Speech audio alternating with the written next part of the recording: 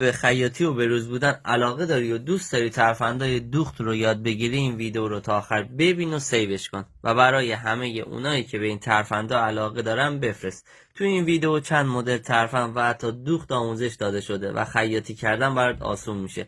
این ترفند مناسب این فصل برای ست با نیم بوت و کتونی. اگه رژیم گرفتی و شلوارت کمی گشاد شده و وقت رفتن به خیاطی رو نداری، بدون هزینه توی خونه مطابق ویدیو از رو و وسط هم دوخت بزن و در آخر نخت رو بکش تا دوختت مخفی بشه. با این روش هم اصلا مشخص نمیشه که شلوارت رو تنگ کردی، به همین راحتی. اگه اهل مد و بروز بودنی، با یه سوزن شلوار جینت رو به این صورت تر بده و هم بیشتر به چشم بیاد و هم جذاب تر بشه.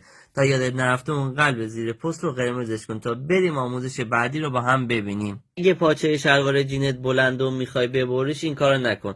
مطابق تصویر با یه دوخت ساده و راحت تو کمترین زمان به اندازه دلخواهت کوتاهش کن. عزیزان، اگه این پست رو دوست داشتین 3 تا قلب قرمز برای من بذارید.